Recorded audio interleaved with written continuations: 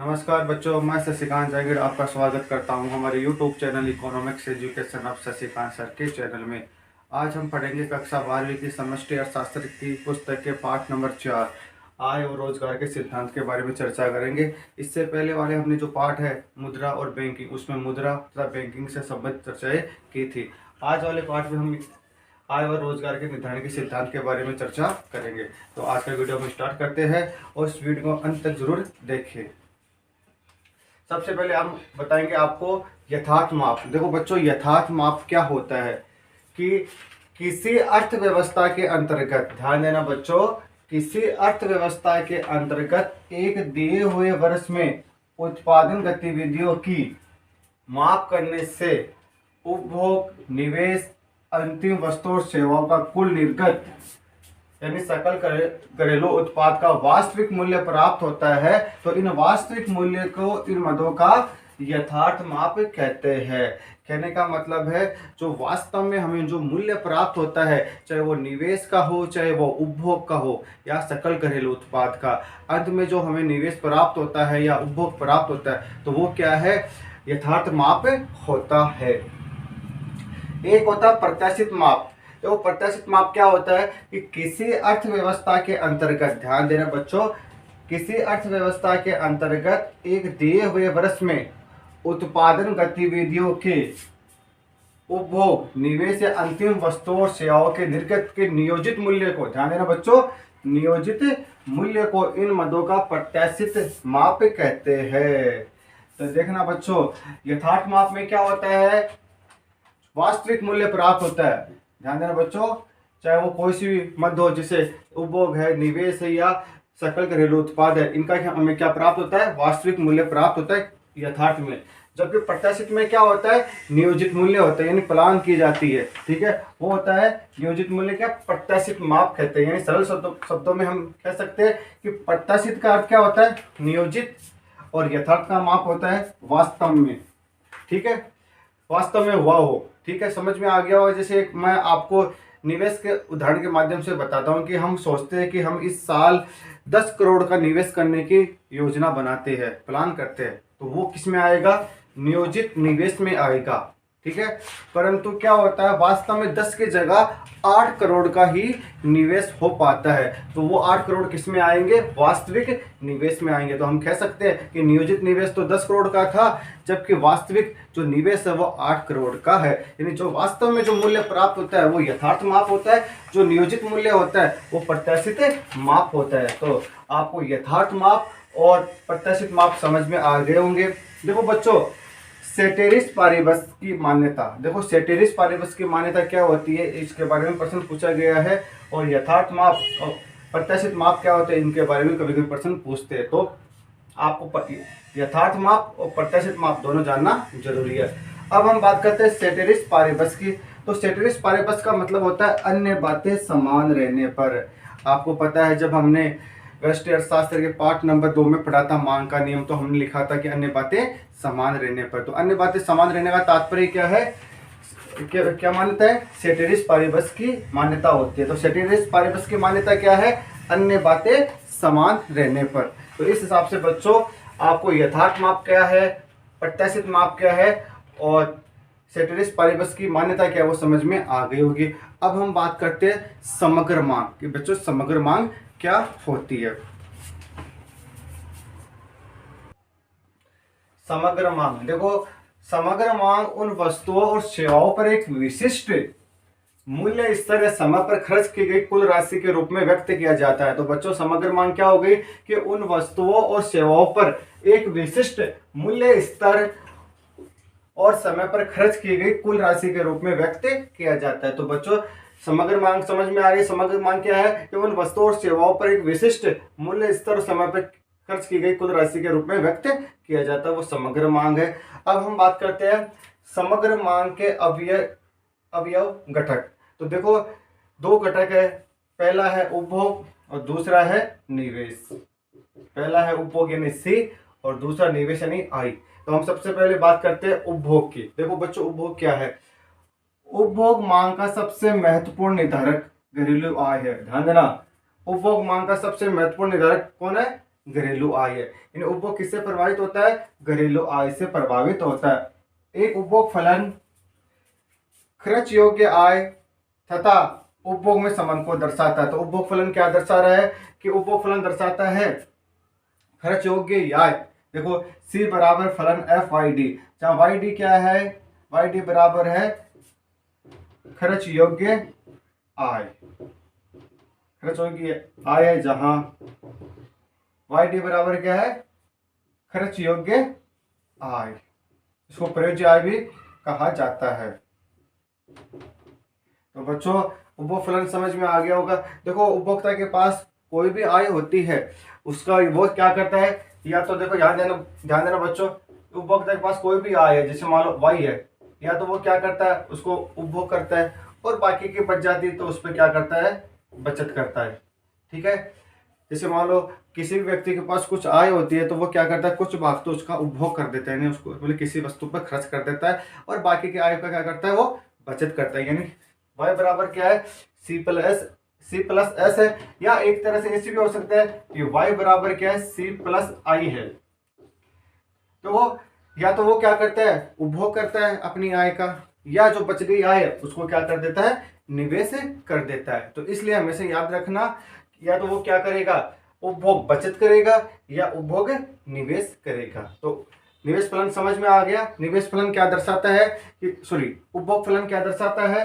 कि उपभोग फलन खर्च योग्य आय तथा उपभोग के संबंध को दर्शाता है। यानी C बराबर F Y D. Y D क्या है? यहाँ खर्च योग्य आय है। उपभोग फलन में यह माना जाता है कि आय में परिवर्तन होने के साथ साथ उपभोग में स्थिर दर से परिवर्तन होता है। यानी उपभोग फलन में यह माना जाता है कि जैसे जैसे आय में परिवर्तन होता है वैसे वैसे उपभोग में स्थिर दर से परिवर्तन होता है। यानी उपभोग में वृद्धि होती है ना, तो आय में वृद्धि होती है तो उपभोग में वृद्धि होती है, परंतु आय की तुलना में उपभोग में कम दर से वृद्धि होती है। यदि आय शून्य है, ध्यान देना बच्चों, यदि आय क्या है? शून्य है, तो उस स्थिति में भी क्या होता है? कुछ ना कुछ उपभोग होता है। आपको पता है कि किसी की आय शून्य होती है फिर भी उसका कुछ ना कुछ उपभोग होता है, क्योंकि उपभोग की यह मात्रा आय से स्वतंत्र है। ध्यान देना, उपभोग की जो मात्रा है ना वो क्या है? आय से स्वतंत्र होती है, इसलिए इसे स्वतंत्र उपभोग या स्वायत्त उपभोग कहा जाता है। तो स्वायत्त उपभोग क्या हो गया? कि स्वायत्त उपभोग वह उपभोग होता है जो आय से स्वतंत्र होता है, जिसे स्वतंत्र उपभोग या स्वायत्त उपभोग कहा जाता है। यानी उपभोग बराबर क्या हो गया? याद ध्यान देना बच्चों इस समीकरण में, C बराबर C भार। देखो C बराबर C भार प्लस स्मॉल c y। तो ये हो गया उपभोग समीकरण, C बराबर C भार प्लस C y। ठीक है। अब हम बात करते हैं कि C भार क्या है और C और y क्या है। ठीक है, इसके बारे में जानते हैं। देखो उपभोग बराबर क्या होता है? C बराबर C भार प्लस C y। देखना यहाँ C क्या है? घरेलू क्षेत्र द्वारा किया गया व्यय है। C क्या दर्शा रहा है? घरेलू क्षेत्र द्वारा किया गया उपभोग व्यय है। ठीक है। यह दो अवयव से मिलकर बना है, यानी ये दो अवयव से मिलकर बना है। एक तो है C भार, देखना बच्चों, हम इससे C भार प्लस दूसरा है स्मॉल c y, जहां स्वतंत्र उपभोग क्या है? C भार, एक इसको दर्शा रहा है, स्वतंत्र उपभोग को दर्शा रहा है, तथा ये जो C y है ये प्रेरित उपभोग को दर्शा रहा है, या स्मॉल c और y है। ठीक है। स्वतंत्र उपभोग आय से स्वतंत्र होता है। हमने पहले भी जाना है कि जो स्वायत्त उपभोग होता है वो आय से स्वतंत्र होता है, यानी आय शून्य होने पर भी क्या है? ये कुछ ना कुछ उपभोग करता है। तो देखना बच्चों, एक रेखा चित्र है। ठीक है। जैसे मान लो यहाँ पे है, ये स्वायत्त उपभोग को दर्शा रहे यहाँ पे C भार। ठीक है। तो जैसे जैसे वृद्धि होगी आय में वैसे वैसे उपभोग क्या है? यहाँ से बढ़ेगा। यानी ये क्या दर्शा रहा है? C बराबर C भार प्लस C कैपिटल Y को दर्शा रहा है। ठीक है। इस C भार क्या दर्शा रहा है? कि आय शून्य होने पर भी, ध्यान देना बच्चों, कि आय शून्य होने पर भी उपभोक्ता क्या है? कुछ ना कुछ उपभोग करता रहता है। इसलिए क्या ये उपभोग बढ़ता रहता है जैसे जैसे आय बढ़ेगी, वैसे वैसे उपभोग भी बढ़ता रहता है। तो स्वतंत्र उपभोग आय से स्वतंत्र, यदि आय शून्य होने पर उपभोग हो रहा है तो यह स्वायत्त उपभोग के कारण होगा। मैंने अभी बताया कि आय शून्य होने पर, ध्यान देना बच्चों कि आय शून्य होने पर भी क्या है, कुछ ना कुछ उपभोग हो रहा है, तो ये किसके कारण होगा, स्वायत्त उपभोग के कारण होगा।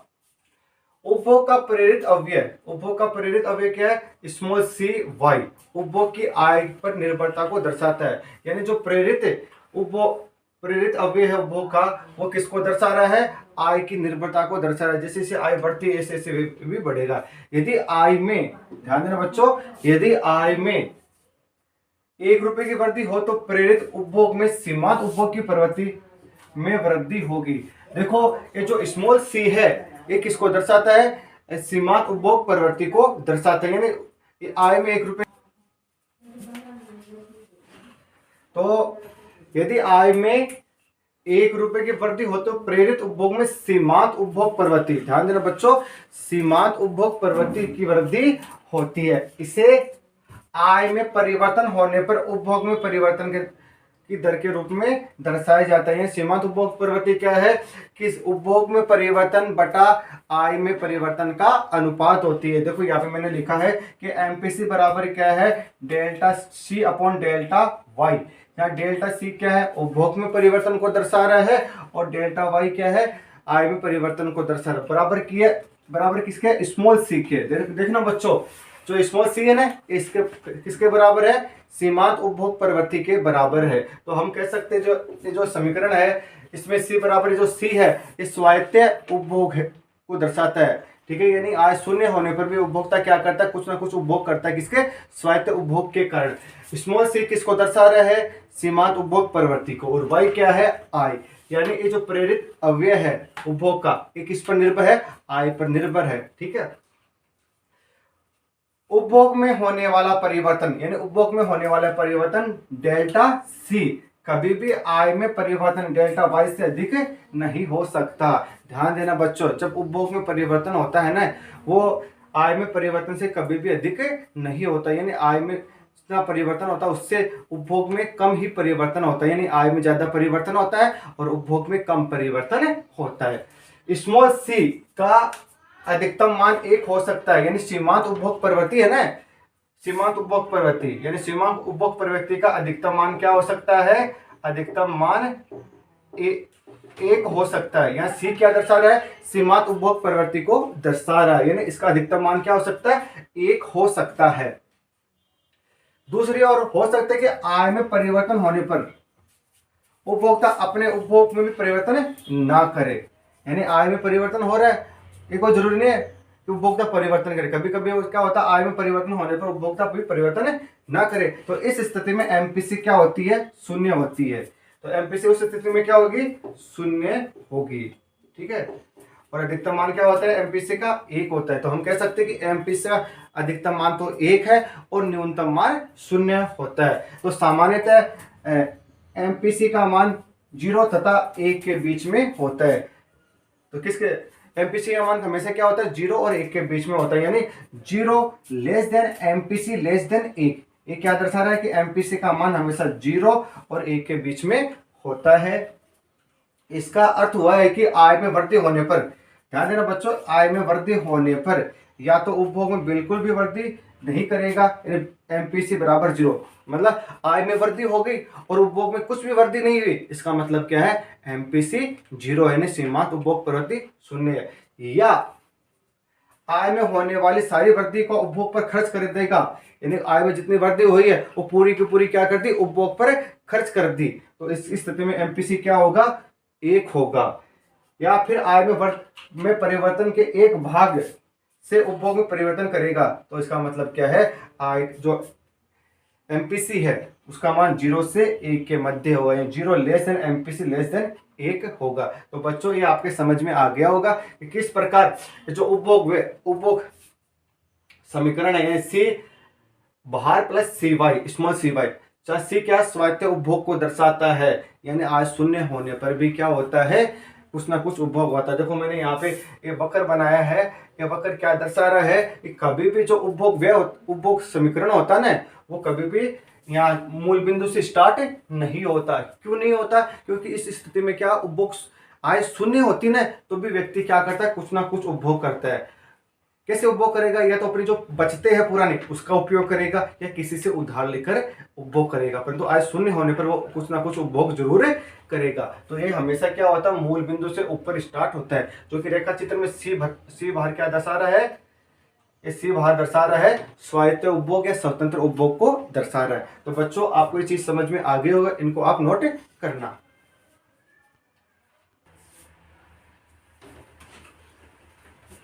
यदि उपभोग फलन, ध्यान देना बच्चों, यदि उपभोग फलन क्या है, c बराबर 100 प्लस 0.8y, ध्यान देना बच्चों क्या है, 100 प्लस 0.8y, तो यहाँ स्वतंत्र और स्वायत्त उपभोग कितना होगा, 100 होगा। देखो इससे उपभोग फलन के सूत्र के अनुसार यहाँ c बाहर हो गया, तो स्वायत्त उपभोग कितना हो गया, 100 हो गया, प्लस cy, तो 0.8 क्या है, सीमांत उपभोग प्रवृत्ति को दर्शा रहा है। यानी 0.8 क्या है, सीमांत उपभोग प्रवृत्ति। तो हम कह सकते हैं अगर 100 रुपए की वृद्धि होती है आय में, 100 रुपए की आय में वृद्धि होती है, तो उस स्थिति में उपभोग में 80 रुपए की वृद्धि होगी, क्योंकि सीमांत उपभोग प्रवृत्ति क्या है, 0.8 है। अगर सीमांत उपभोग प्रवृत्ति 0.7 हो तो उस स्थिति में क्या होगा, 70 रुपए की वृद्धि होगी। ठीक है, तो बचत आय का वह भाग होते हैं जो उपभोग नहीं किया जाते। हमने देखा है कि जो उपभोक्ता की आय होती है, शुरुआत में हमने बताया था कि उपभोक्ता की आय होती है, या तो उपभोक्ता क्या करता है, उसका उपभोग करता है या बचत करता है। ठीक है, तो बचत क्या हो जाएगी कि बचते वह होती है जिसपे उपभोक्ता अपनी आय को खर्च नहीं करता। तो बचते क्या होगी, बचते आय का वह भाग होती है जो उपभोग नहीं किया जाता है ना, उपभोग नहीं किया जाता है। यानी एस बराबर क्या होगी, वाई माइनस सी हो गई। एस क्या है, बचत, वाई यानी आय, और सी क्या है, उपभोग। ये वाई में से आय में से उपभोग घटा देंगे, जो बच जाएगा वो क्या है, बचत है। सीमांत बचत प्रवृत्ति में एमपीएस को आय में वृद्धि होने पर बचत में परिवर्तन की दर के रूप में परिभाषित किया जाता है। तो सीमांत बचत प्रवृत्ति क्या हो जाएगी, आय में वृद्धि होने पर बचत में परिवर्तन की दर को मापते हैं। यानी एमपीसी बराबर क्या है, यहाँ देखना, एमपीसी बराबर है delta S upon delta Y बराबर स्मॉल एस। स्मॉल एस किसको दर्शाता है, सीमांत बचत प्रवृत्ति को। ठीक है, और एमपीएस क्या बता रहा है, delta S upon delta Y, यानी बचत में परिवर्तन तथा आय में परिवर्तन का अनुपात क्या कहलाता है, सीमांत बचत प्रवृत्ति कहलाता है। तो ध्यान देना बच्चों, अभी हमने देखा कि S बराबर क्या है, y माइनस सी। S बराबर क्या है, y माइनस सी। तो देखना बच्चों, बराबर, जैसे मान लो अभी हमने क्या माना, S बराबर y माइनस सी। तो देखो अब हम डेल्टा की जगह, एस की जगह क्या लिख लेंगे, वाई माइनस सी लिख लेंगे। जैसे ये डेल्टा है, ठीक है, अब मैं एस की जगह क्या लिख लूंगा, वाई माइनस सी, यानी वाई माइनस सी लिख लिया, है ना, बटा वाई। देखना बच्चों, एक एक चीज समझना कि वाई कैसे है। मैंने क्या किया, जो एस है ना, ये एस वाला भाग, ठीक है ना, इसको मैंने क्या किया, एस की जगह प्रतिस्थापित कर दिया। डेल्टा तो था, तो डेल्टा की डेल्टा जी की जगह हो गया, और वाई माइनस सी क्या हो गया, एस के बराबर है, तो मैंने यहाँ लिख लिया। तो अब मैं इसको करूंगा तो delta Y minus delta C हो जाएगा बटा डेल्टा वाई, हो गया। अब हम खोलेंगे इसको बराबर, तो देखना डेल्टा वाई बटा delta Y minus delta C upon delta Y.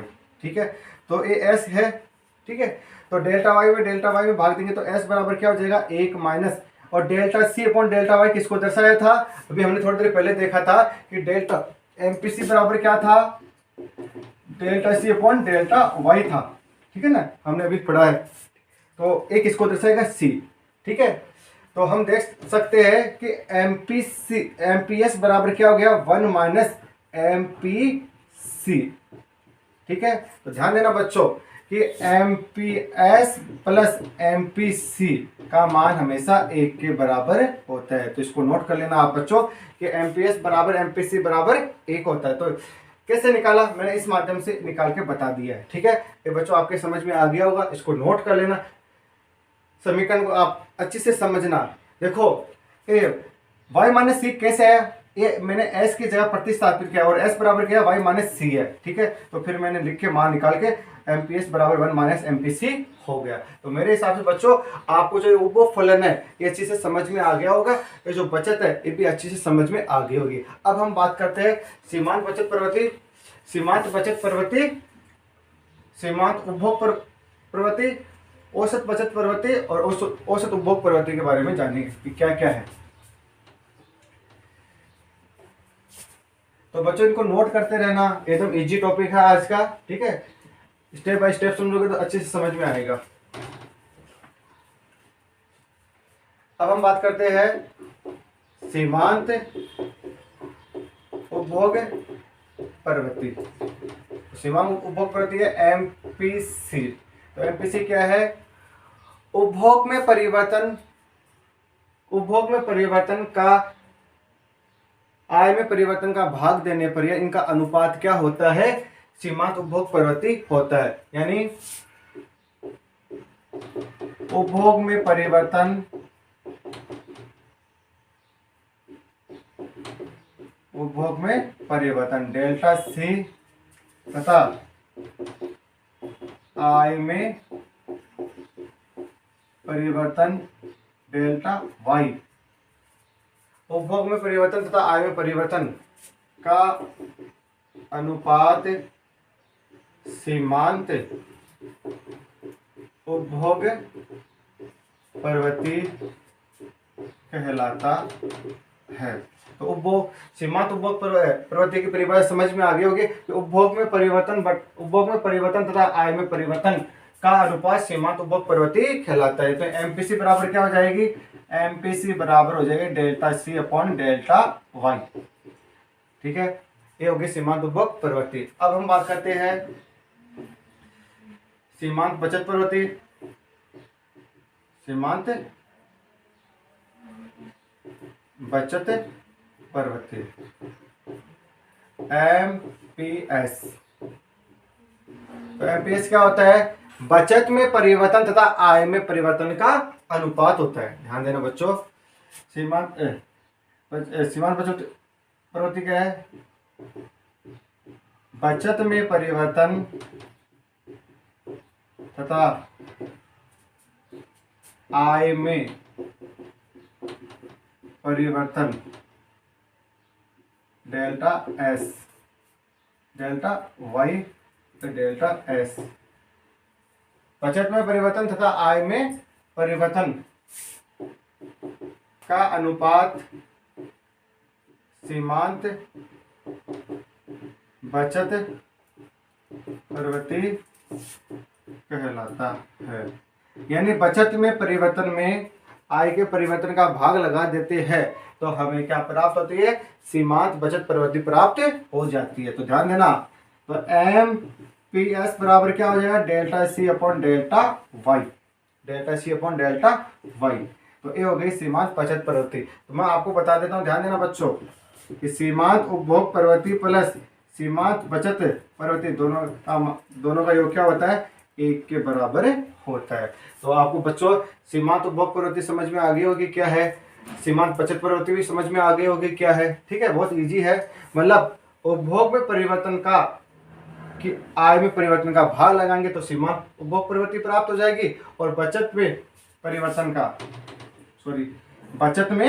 परिवर्तन का भाग लगाएंगे हम आय में परिवर्तन का, तो आपको सीमांत बचत प्रवृत्ति प्राप्त हो जाएगी। तो उपभोग बचत प्रवृत्ति और सीमांत बचत प्रवृत्ति,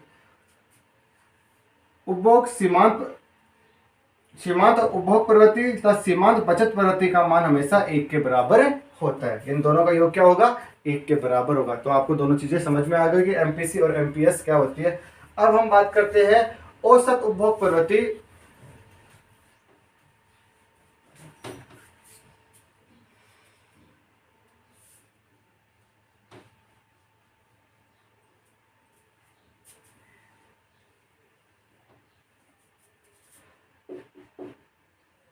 औसत उपभोग प्रवृत्ति यानी एपीसी। तो औसत उपभोग प्रवृत्ति कैसे निकालेगी, जब उपभोग में आय का भाग लगा देते हैं तो हमें औसत उपभोग प्रवृत्ति प्राप्त हो जाती है। तो ध्यान देना बच्चों, जब उपभोग में, जब उपभोग यानी सी में आय वाई का भाग देते हैं तो औसत उपभोग प्रवृत्ति एपीसी प्राप्त होती है।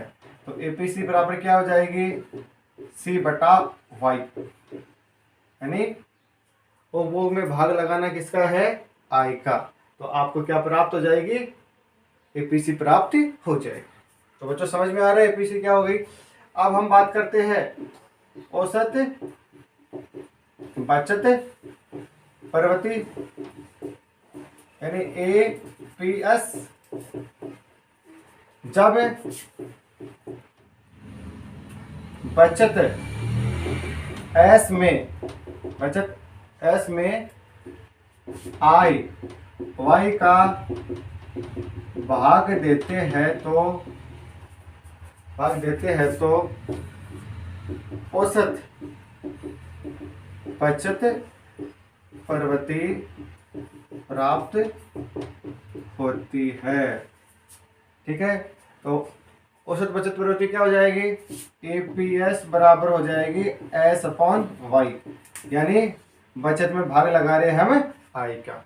तो बच्चों आपको औसत उपभोग प्रवृत्ति एपीसी तथा औसत बचत प्रवृत्ति एपीएस समझ में आ गई होगी। इससे पहले हमने सीमांत उपभोग प्रवृत्ति पढ़ी एमपीसी और सीमांत बचत प्रवृत्ति एमपीएस पढ़ी, वो मैंने आपको अच्छे से समझा दी, ये भी आपके अच्छे से समझ में आ गई। अब मैं बता देता हूं कि